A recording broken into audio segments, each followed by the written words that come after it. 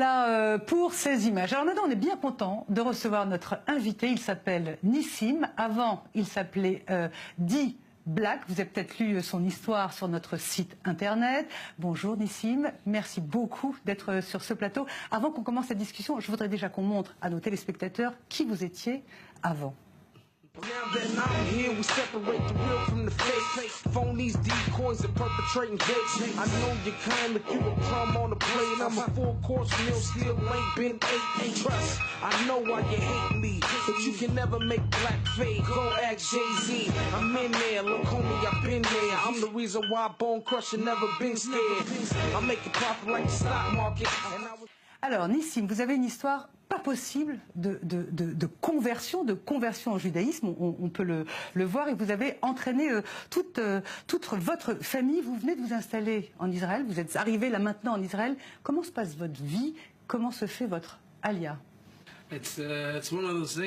Pour tout vous dire, je ne réalise toujours pas ce qui est en train de m'arriver, tellement tout ça est extraordinaire. Disons que je me suis élevé en faisant mon aliyah et je ne suis toujours pas redescendu. Grâce à Dieu, ma famille et moi vivons quelque chose d'incroyable. J'étais loin de penser que je passerais aux infos un soir sur deux, que mon histoire prendrait une telle ampleur, mais Dieu soit loué.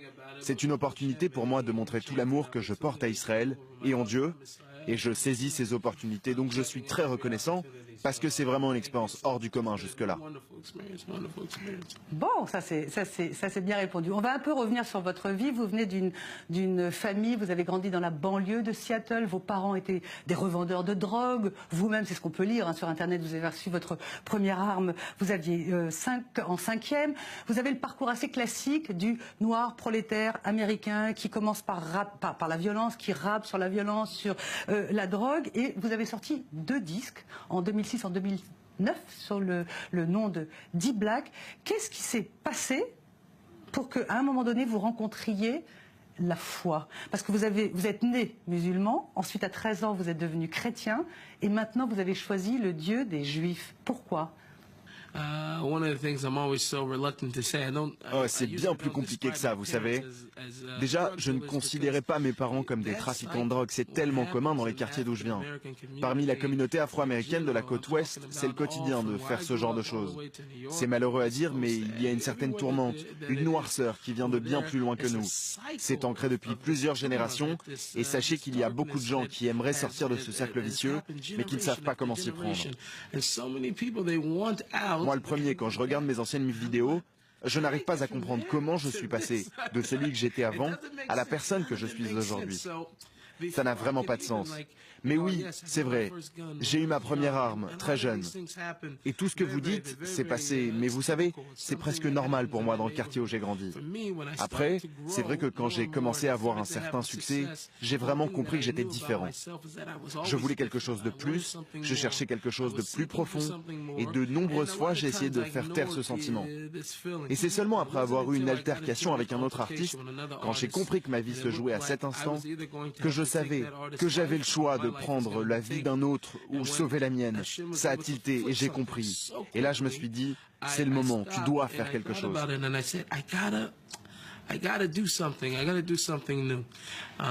Yes, but vous n'avez pas répondu à ma question. Je voudrais savoir pourquoi le Dieu des Juifs alors que vous êtes né musulman et ensuite chrétien.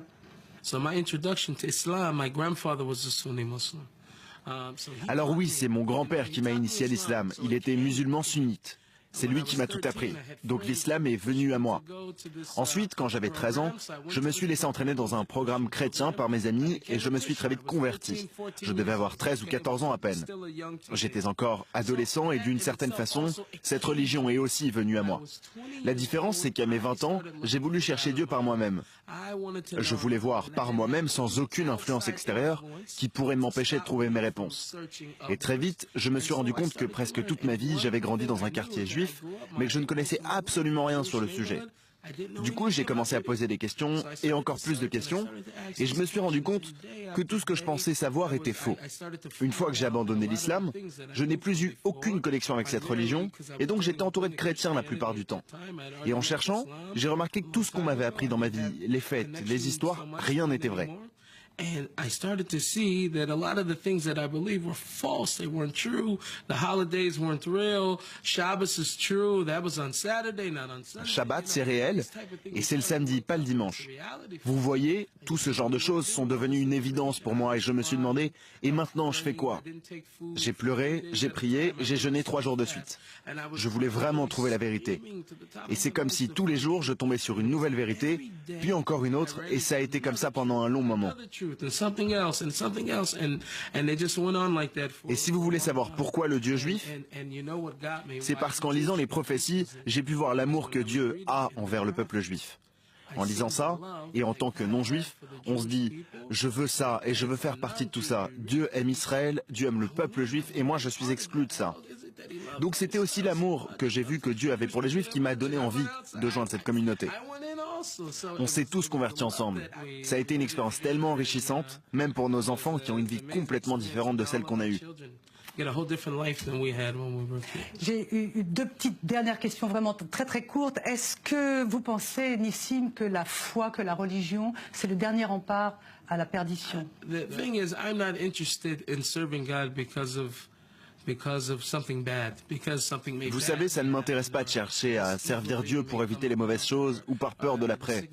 La principale raison pour laquelle je suis tombé amoureux de Dieu est parce que j'ai vu à quel point il aime l'humanité et le peuple juif. Tous les matins, en faisant la prière du Shema, on dit à quel point on aime. Et mon rabbin me l'a dit, on doit comprendre en premier lieu à quel point il nous aime.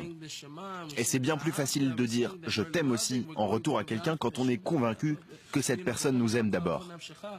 Donc ça n'a rien à voir avec le fait de se sentir condamné, de se demander à quoi vont ressembler les ténèbres, c'est juste le fait de savoir à quel point Dieu nous aime qui m'a fasciné.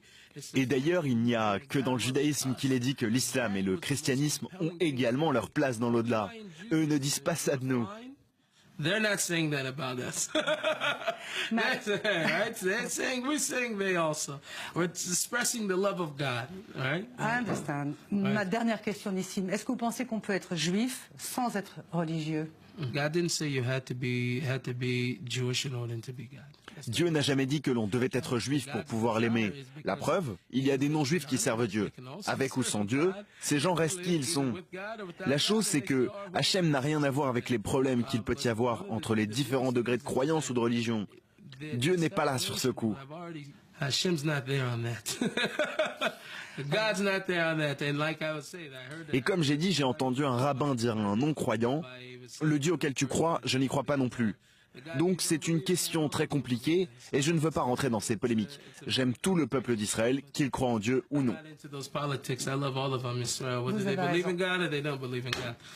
Merci beaucoup. On attend avec impatience que vous recommenciez à rapper. Je suis sûre que Jérusalem sera très inspirant pour vous. Merci beaucoup, Nissim. Voilà, c'est une interview qui a été enregistrée avant ce journal. C'est d'ailleurs sur le clip de Nissim, version rap religieux, qu'on va marquer une pause. On va regarder les infos. Et à suivre, eh bien, croire en la littérature, croire en son identité, croire à son destin. À tout de suite, crise de foi dans la culture.